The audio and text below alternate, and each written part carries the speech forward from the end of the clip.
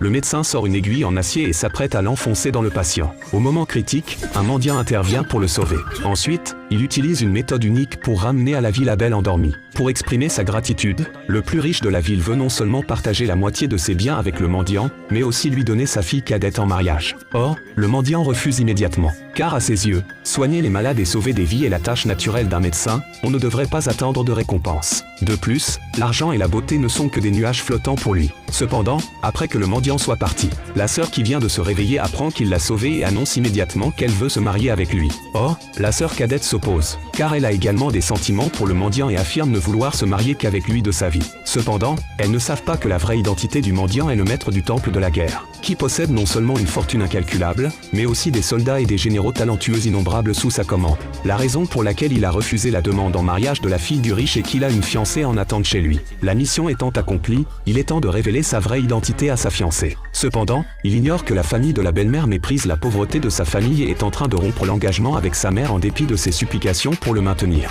Car ils estiment que la fiancée est d'une extrême beauté et devrait épouser un héritier de famille aisé aux avoirs dépassant 100 millions, alors que la famille du mendiant vit dans une misère crasse et ne mérite pas du tout la fiancée. La belle-mère va même jusqu'à sortir un document de résiliation de l'engagement pour forcer la mère du mendiant à le signer, sinon, ne leur en voulez pas. Peu importe les tentatives de retenir de la part de la mère du mendiant, la famille de la belle-mère reste entellée à exiger la rupture. Au moment où il force la mère du mendiant à apposer sa empreinte digitale, le mendiant arrive enfin chez lui. Il se dépêche de relever sa mère. En voyant le document de résiliation, il s'embrase de colère, car la fiancée veut non seulement rompre l'engagement avec lui, mais aussi épouser son meilleur ami. Et la famille de la fiancée ne cache plus cette fois-ci, affirmant que Monsieur Zhang est le PDG d'un groupe coté en bourse. Alors qu'il n'est qu'un mendiant, l'un est au ciel, l'autre en terre, ils ne peuvent même pas être comparés. En étant raisonnable, signez vite et évitez l'embarras. Le mendiant demande avec colère à la fiancée. Le mendiant, voyant la situation, ne cache plus, il explique que Monsieur Zhang n'est devenu PDG que grâce à son soutien secret. Mais la fiancée estime qu'il bluffe, le vrai but étant de la rattraper.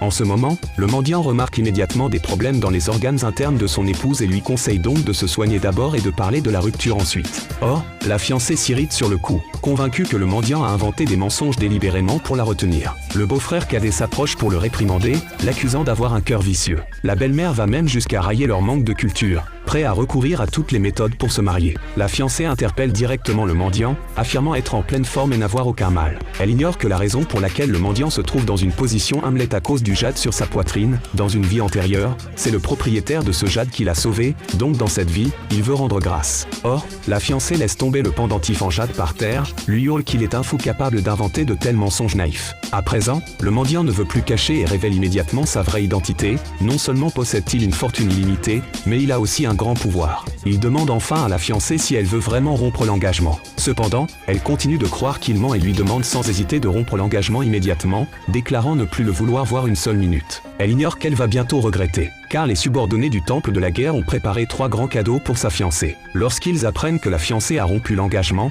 les subordonnés s'indignent vivement. Maintenant, fera-t-elle vraiment son mariage comme prévu? Quand elle saura la vraie identité du mendiant, va-t-elle regretter? Restez tunned sur mes vidéos, la suite sensationnante vous sera dévoilée bientôt.